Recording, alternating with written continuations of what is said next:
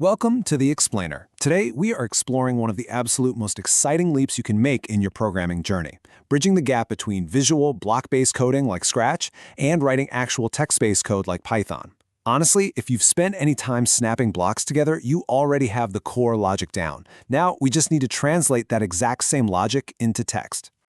Think about it for a second. Have you ever actually considered how a simple calculator works? We use them all the time, right? We just punch in a few numbers, hit the equal sign, and completely trust the result.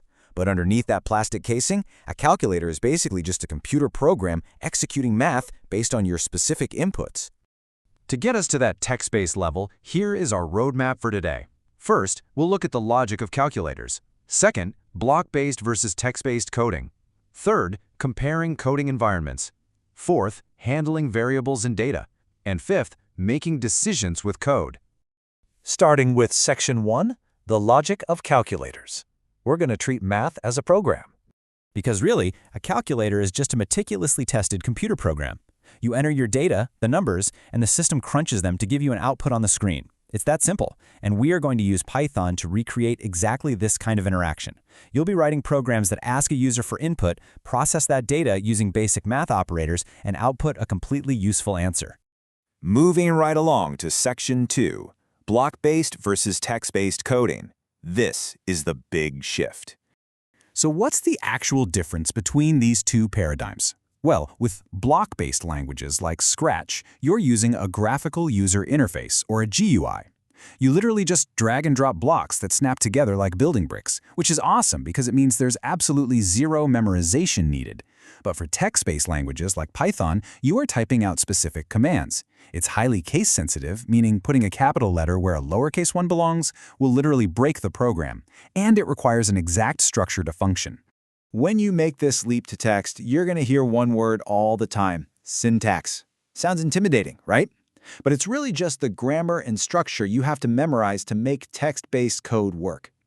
Just like English has rules for punctuation and how you build a sentence, Python has rules for exactly where to put brackets, quotation marks, and indentations.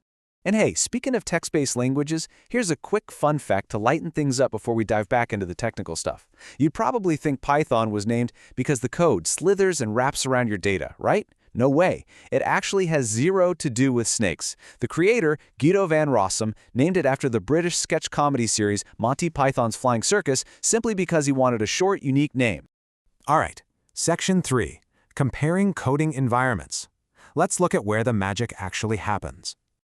Just look at the immediate aesthetic jump here. On one side, you've got the super colorful Scratch stage with its friendly sprites and block menus. On the other, a clean, fairly text-heavy Python window. Now, I know it can look a little intimidating at first glance, but both of the environments you're seeing are actually doing the exact same thing. They are just calculating the difference between two numbers. That clean Python window we just saw is called IDLE, which stands for Integrated Development and Learning Environment. Whenever you install Python on your computer, IDLE comes right along with it. It gives you a dedicated workspace, a built-in interpreter that translates your typed text into machine code so the computer can actually understand it, and helpful tools to write and test out your commands. Inside IDLE, you actually have two different ways to work, and understanding this is pretty crucial.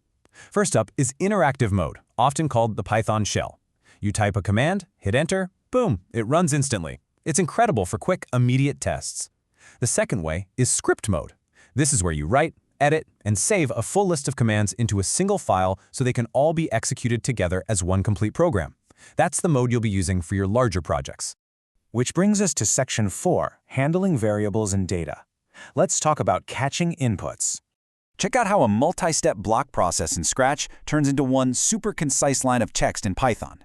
In Scratch, you've got an ask and wait block, plus another separate block to set a variable to the answer. In Python, you literally just write the variable name, an equal sign, and the input command.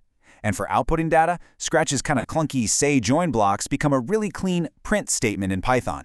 You just separate your text and variables with a simple comma. It's so much faster. Okay, here is a massive pro tip you absolutely need to watch out for. Scratch is kind of like a mind reader. It automatically guesses your data type. If you type the number 5, it knows it can do math with it. Python, on the other hand, assumes everything a user types in is just plain text, also known as a string. If you want to do math, Python requires something called casting. This is the process where you explicitly tell the computer to change that text input into an actual usable number. Let's see what that looks like in practice. Notice how the input command here is wrapped completely inside int and some parentheses? That is casting in action. It takes whatever text the user types in and forces it to become an integer, a whole number. Because we casted it, Python can now successfully multiply that input by 2 on the very next line without throwing an error at you. Finally, Section 5. Making decisions with code. Enter the if statements. Whenever a program needs to ask a question, we use if statements. It's just like snapping an if block into a Scratch project, but here the Python text checks a condition using a comparison operator. In this example, it's checking to see if number 1 is greater than number 2. If that statement is true, it prints the first number, otherwise it prints the second. And honestly, this right here captures the entire philosophy of our transition today. Scratch logic means dragging an if-then block and snapping a green operator block inside it. Python logic means typing the word if, writing out the condition, finishing that line with a colon, and then indenting the next line to tell the computer what happens next. The syntax and the typing, totally new to you, but the underlying logic, the very act of asking the computer a question and giving it a path to follow, that remains exactly the same. So, knowing that all your block-based problem-solving skills transfer perfectly over to Python, and you really just have to learn a few new rules of syntax, what text-based program are you going to build first? Is it going to be a complex calculator, a text-based adventure game, or maybe something entirely new? Jump into idle, make some syntax errors, figure out how to debug them, and just keep building. Thanks for joining me on this explainer, and enjoy the awesome coding journey ahead.